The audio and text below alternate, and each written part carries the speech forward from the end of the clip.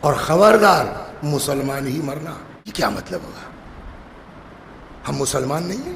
کوئی گارنٹی نہیں ہے کہ یہ شخص جو امامہ لگا کر کے آپ کے سامنے بیٹھا ممبر پر ذکر اہل بیت کر رہا ہے، کوئی گارنٹی نہیں ہے کہ اس کی موت اسلام پر ہو. امیر المؤمنین سلام اللہ علیہ کے وصیت نامے کے پہلے فقرے کو میں نے نقل کیا ہے آپ کے سامنے. یہ وصیت ملے گی آپ کو اصول کافی میں، اور اس کے راوی ہیں عبد الرحمن ابن حجاج. یہ کہتے ہیں کہ مجھ کو یہ تحریری وصیت نامہ میرے پاس بھیجا میرے 7ویں امام امام کاظم سلام اللہ علیہ. اور اس وصیت نامے کی خصوصیت یہ ہے جو اب میں عرض کرتا ہوں کہ بقیہ جو وصیتیں کچھ اصحاب سے فرمایا، فرزندوں سے فرمایا، خاندان والوں سے، یہ وہ وصیت ہے کہ جس میں امام نے آپ سے بھی خطاب کیا ہے. اس لیے بقیہ وصیتوں کو چھوڑ کر کے اس وصیت کو میں کہتے ہیں. بسم اللہ الرحمن الرحیم. ھذا ما اوصى به علی ابن ابی طالب. یہ وصیت ہے جو علی نے کی ہے. اوصى انہ یشہد ان لا الہ الا اللہ، کوئی خدا نہیں ہے سوائے اللہ کے، وحدہ لا شریک لہ، تنہا ہے، کوئی اس کا شریک نہیں ہے. وَأَنَّ مُحَمَّدًا عَبْدُهُ وَرَسُولُهُ، اور حضرت محمد مصطفیٰ صلی اللہ علیہ وآلہ وسلم اور وصی ہیں اور نبی ہیں. ثم ان صلاتی و نسکی و محیای و مماتی للہ رب العالمین.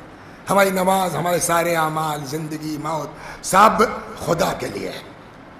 وَبِذَلِكَ أُمِرْتُ وَأَنَا مِنَ الْمُسْلِمِينَ، اور میں بھی مسلمانوں میں سے ایک مسلمان ہوں، اسی کا حکم دیا گیا. اب یہاں سے ثم انی اوصیک یا حسن، وصیت کرتا ہوں میں تم کو اے حسن، وجمیع اہل بیتی، اور وصیت کرتا ہوں اپنے تمام گھر والوں کو، وولدی، وصیت کرتا ہوں اپنے تمام بچوں کو، ومن بلغہ کتابی، اور میں ہر اس شخص کو وصیت کرتا ہوں جس تک میری یہ تحریر پہنچے. مولا آپ گواہ رہیے گا، آج مومنین کو آپ کی تحریر پہنچا رہا ہوں. نمبر 1 کاہے کی وصیت؟ بتقوی اللہ ربکم، اللہ کا تقوی اختیار کرو، ڈرتے رہنا. فلا تموتن الا وانتم مسلمون، اور خبردار ہوشیار رہنا، مرنا تو اسلام ہی پہ مرنا، مسلمان ہی مرنا. یہ کیا مطلب ہوگا؟ ہم مسلمان نہیں ہیں؟ ہم تو شیعہ ہیں، ذاکر اہل بیت ہیں، مجلس پڑھتے ہیں. یہ کیا مطلب کا؟ جی ہاں، یہی اہم ہے، اس پر غور کریں.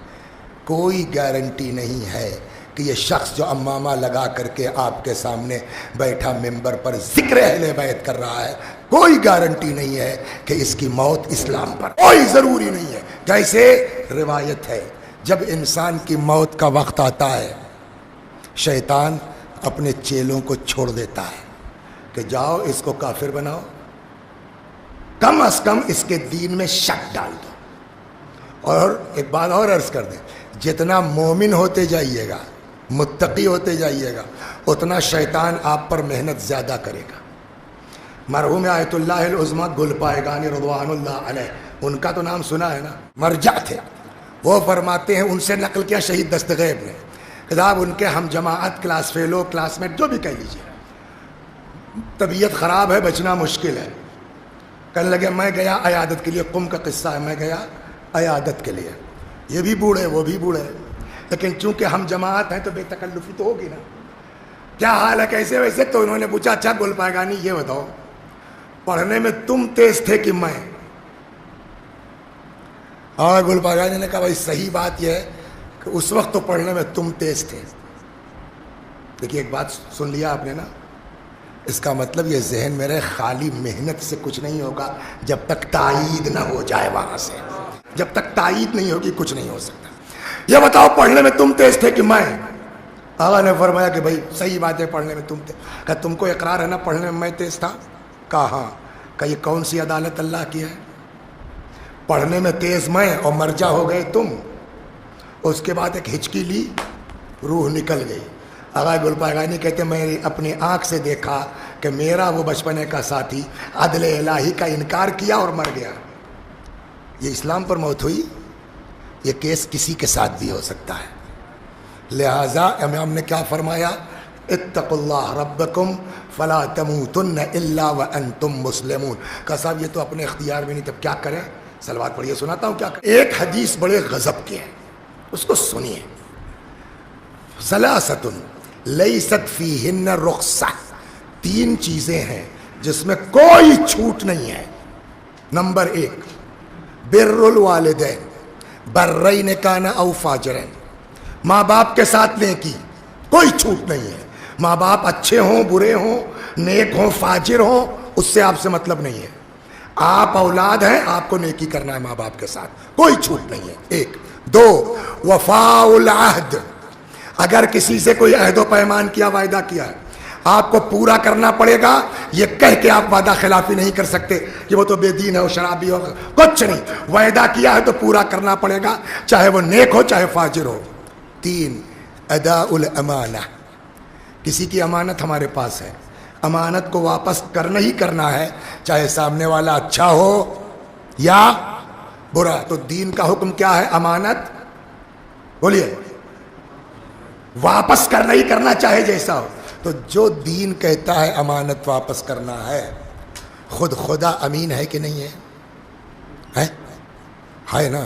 تو آپ ایسا کیجئے ابھی, وسیع صاحب ایسا کیجئے ابھی, آپ کا جو عقیدہ ہے اس کو اللہ کے ہاں امانت رکھوا دیجئے اور کہہ دیجئے کہ اللہ میاں جب مرنے لگیں گے تو پلٹا دینا ہمارا.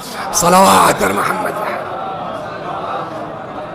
ایک جملہ میں بہت کہتا ہوں, شکر ادا کیجئے اس اللہ کا جس نے ہم کو آپ کو ایسے گھر میں پیدا کر دیا کہ اہل بیت مل گئے. یہ ساری چیزیں کوئی بتا ہی نہیں. آپ کی مفاتیح میں شروع ہی میں دعا موجود ہے جس کا نام ہی ہے دعائے عدیلہ. عدیلہ کا مطلب عدول سے پلٹ, کہ مرتے وقت آدمی پلٹ نہ جائے, یہ اس کی دعا ہے. سارے عقائد ہیں اس میں. اس کے بعد آدمی کہتا پالنے والے یہ میرا عقیدہ ہے, میں تیرے پاس ڈپازٹ کروا رہا ہوں, جب مرنے لگوں تو پلٹا دینا. یہ کر لیجئے, خدا امانت دار ہے, وہ امانت ضرور واپس کرے گا. صلوات اور محمد. نمبر, تو پہلی وصیت مولا کی کیا ہے؟ اتقوا اللہ ربکم, تقوی اختیار کرو. تقوی کیا ہے؟ اب جب آپ علمی بحث کریں گے اور ادبی بحث کریں گے اور لغوی, تو خالی اسی پہ آدمی پڑھا لکھا ہو, ہماری طرح جاہل نہ ہو تو گھنٹوں پڑھ سکتا ہے.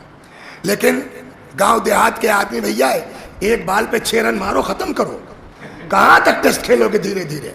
امام جعفر صادق سلام اللہ علیہ ایک سطر میں حضرت نے تقوی کی ڈیفینیشن بتا دی. سئل الصادق علیہ السلام عن تفسیر التقوی, امام سے تقوی کا مطلب پوچھا گیا. حضرت نے فرمایا لا یفقدک مولاک حیث امرک ولا یراک حیث نہاک, تمہارا اللہ تم کو وہاں نہ دیکھے جہاں سے منع کیا ہے, وہاں سے غائب نہ ہو جہاں رہنے کا حکم دیا ہے. تو کل تقوی ایک لائن میں خلاصہ یہ ہوا, واجب چھوٹنے نہ پائے, حرام پر عمل ہونے نہ پائے. اس کے بعد جتنا ہو سکے اتنا مستحب کرو, لیکن اگر واجب چھوڑ کے مستحب کر رہے ہو, حرام چاہے جتنی بار کربلا چلے جاؤ, لیکن کسی کی زمین ہڑپ کے جاؤ گے تو اس کربلا جانے کا کوئی فائدہ نہیں. صلوات پر محمد. واجب نہ چھوٹنے پائے. وسیع حسن صاحب یہاں سے گئے لکھنؤ, رکے لکھنؤ سے پھر وہاں سے چلے 10 بجے رات کو, فیض آباد پہنچتے پہنچتے 1 بج گیا. یہ دین جو سمجھا رہا ہے, پڑھتے وڑھتے نہیں ہے, ممبر سے کبھی کبھی پھینک دینا چاہیے تاکہ لوگ مومن سمجھیں, حالانکہ اس سے بھی کوئی فائدہ نہیں ہے. جب وہ چاہے گا تو چوراہے پہ بے عزت ہو گیا مولوی صاحب, تمہارے چاہنے سے کچھ نہیں ہوگا. پہنچ گئے, بھائی مثال ہے, اس کو سچ مت سمجھیے گا. نماز شب کا وقت تو ہو گیا, 1 بج گیا ہے, لاؤ پڑھ لیتے ہیں. 15-20 منٹ میں ہو گئی سب 11 رکعت. روایت کہتی ہے کبھی کبھی ہوائیں چلتی ہیں اس طرح کی کہ جب دل بہت چاہتا ہے دعا اور عبادت اور نماز کا, کچھ ایسا ہی تھا, تو لاؤ یہ والی بھی پڑھ لیں, دعائیں حسینی پڑھ لیں, اور کیا پڑھ لیں. 1 گھنٹے تک دعا پڑھنے لگے, 2:30 بج گیا, تھک گئے. ابھی تو نماز میں صبح وقت ہے, آدھا گھنٹہ لیٹ لیں. لیٹ گئے, آنکھ کھلی 7 بج گیا تھا, نماز صبح بولیے گئی. دین کہتا ہے نماز شب مت پڑھو, چلے گا, مگر صبح کی 2 رکعت مت چھوڑو. یہ ہے دین کا کام. ہم لوگوں کے دیہاتوں میں ایک مثل کہی جاتی ہے, آپ کیا بھی شاید ہوگا, جتنا گڑ ڈالو تو گڑ کاہے میں ڈالیے گا, پانی ہوگا تب نہ گڑ کام کرے گا. واجب کا پانی ہے ہی نہیں, مستحب کا گڑ بھرے جا رہے ہیں. صلوات بر محمد. واجب کا پانی ہے ہی نہیں.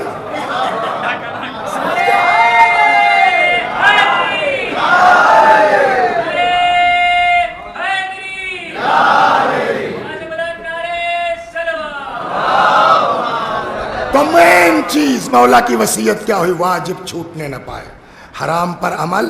اسی لیے ایک روایت میں ہے, من اکل حراما, جو ایک لقمہ حرام کھاتا ہے اللہ اس کا نہ واجب قبول کرے گا نہ مستحب. اور سنا دیں, کتاب گاڑی میں ہے, ترک لقمۃ الغضب کی روایت ہے, ترک لقمۃ الحرام احب الی اللہ من صلاۃ 1000 رکعہ تطوعا. ایک لقمہ حرام کا چھوڑ دینا خدا کو 2000 مستحبی رکعتوں سے زیادہ پسند ہے. مت پڑھو نماز شب مگر کسی کا حق مت مارو. تو پہلے تقوی یہ ہے.